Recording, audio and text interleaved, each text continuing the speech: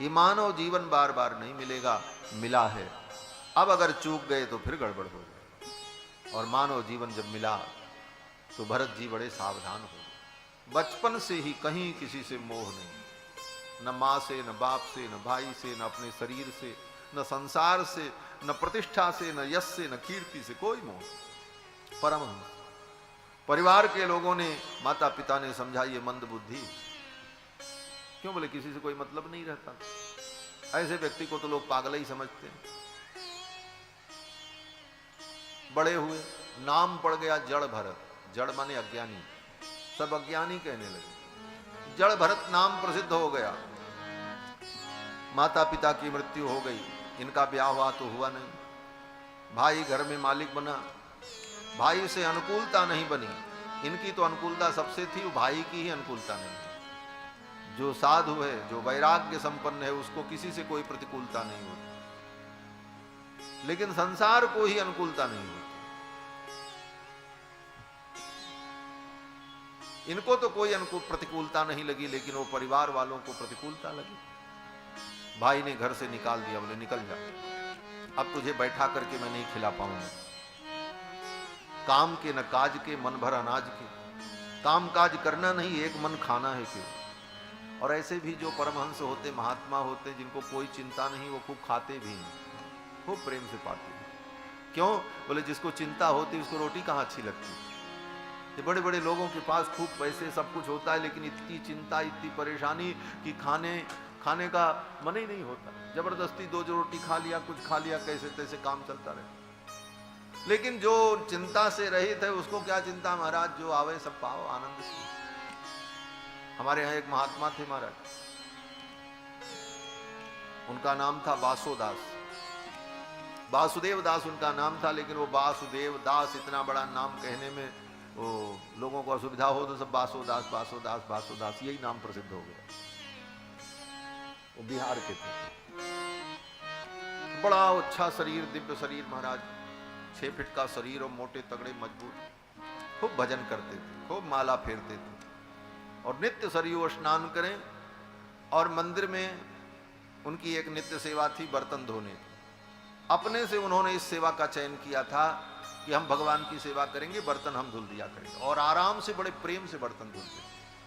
हमने देखा है, हमारे आश्रम की घटना। ये नहीं कि उनको कोई आफत लगती थी, बर्तन धुलना, जल्दी जल्दी धुलो, काम खत्म करो। आराम से पीढ़ा लगा करके बैठ जाए और सीताराम सीताराम करते रहे, एक एक बर्तन चमका करके प्रेम से धुले, घंटों लगता था। इस भाव से करते थे कि भगवान की सेवा है।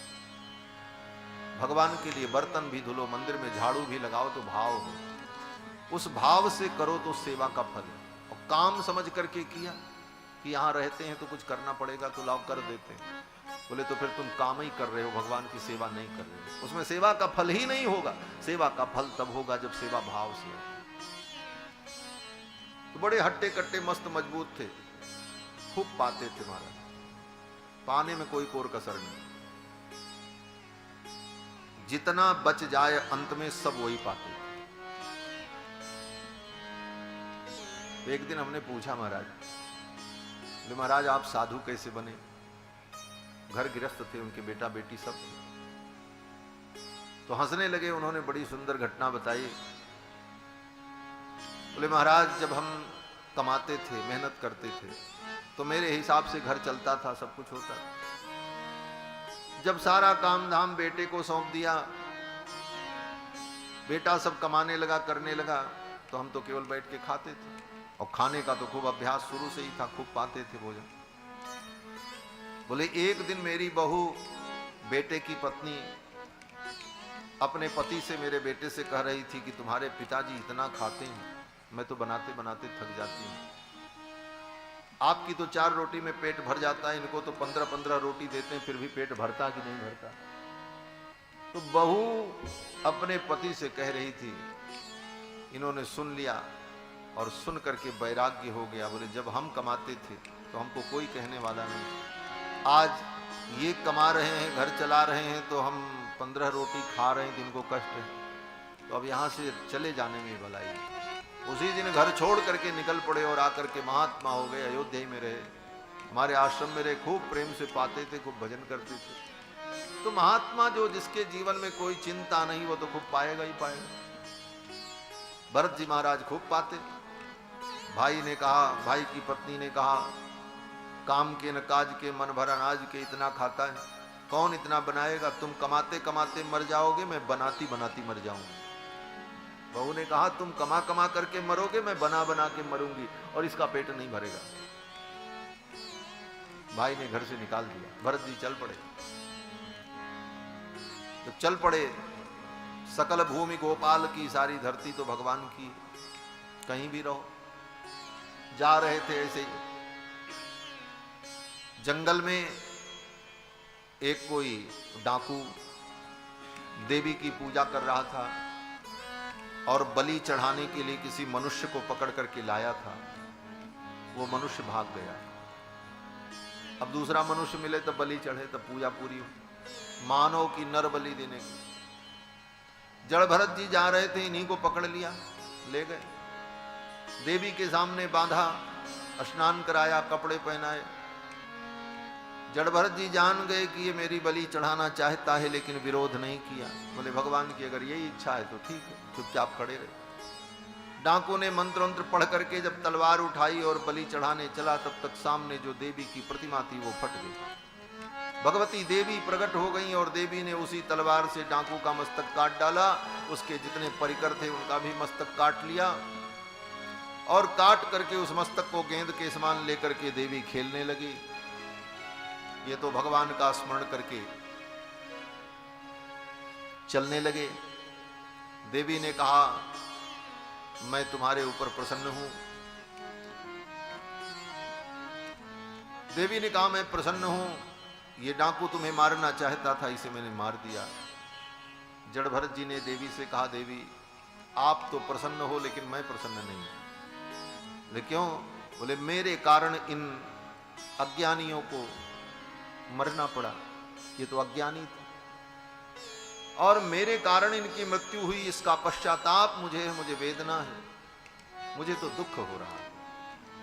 देवी ने कहा, मैं तो आपको सुख देने आई थी कि आपको मैं सुखी कर दूं, लेकिन मेरे इतना करने पर भी आपको दुख हुआ, यही साधुता है। जड़ भरत जी को दुख हुआ कि मेरे कारण ये सब मारे गए। देवी ने इन सबको मार दिया। जब दुख हुआ तो देवी को लगा, अब मैं क्या करूं? देवी ने कहा, आप कैसे सुखी होंगे? आपकी प्रसन्नता के लिए मैं क्या करूं? तो जड़ भरत जी ने कहा कि इनको, जिनको आपने मारा है, इनको आप जीवित कर दो, इनको पुनः जीवित कर दो, और इनकी बुद्धि को आप शुद्ध कर दो, तो मुझे प्रसन्नता होगी।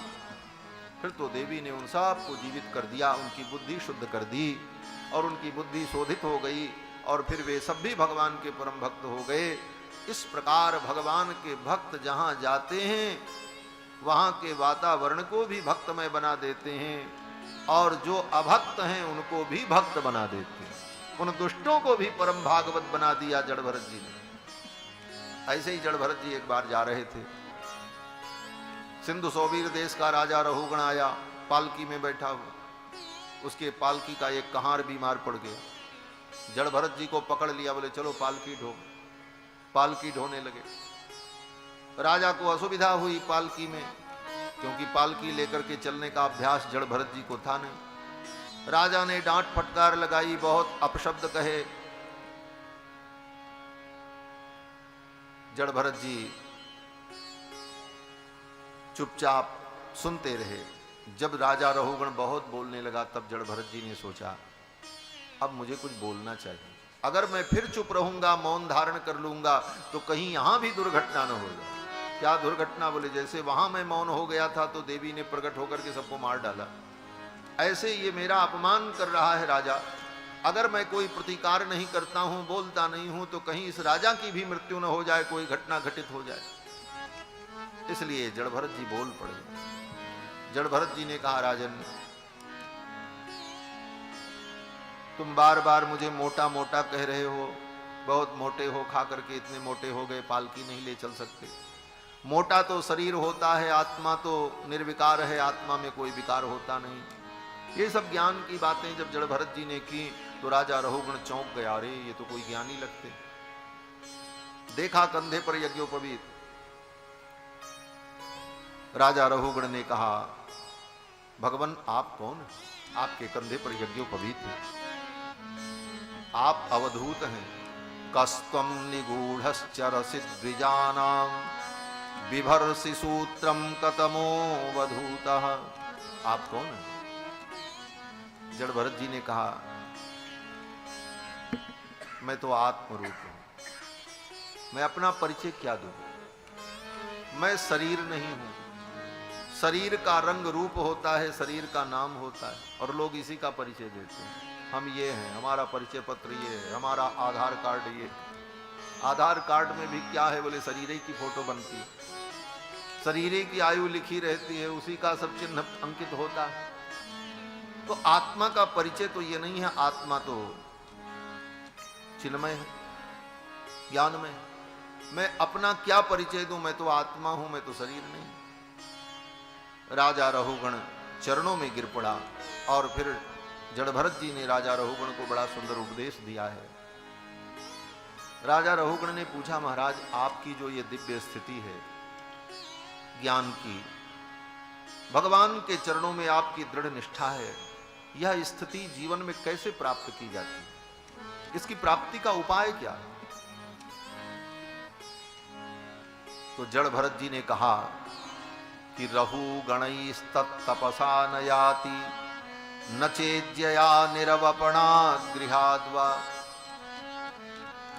ये स्थिति तपस्या से नहीं होती, बड़े बड़े यज्ञ करने से भी नहीं हो सकती, दान से भी नहीं हो सकती, चारों वेद पढ़ करके भी ऐसी स्थिति की प्राप्ति नहीं होती। बोले तब जड़ भरत जी ने कहा, बिना महत पाद रजोभिषेक। जब तक महापुरुषों की कृपा न हो, किसी महाभागवत की कृपा तुम्हारे ऊपर न हो, तब तक ऐसी स्थिति की प्राप्ति नहीं हो सकती। भगवत भक्तों की महिमा, महापुरुषों की महिमा, भागवतों की महिमा का वर्णन किया। ये सब कथा सुखदेव जी ने राजा परीक्षित को सुनाई। आगे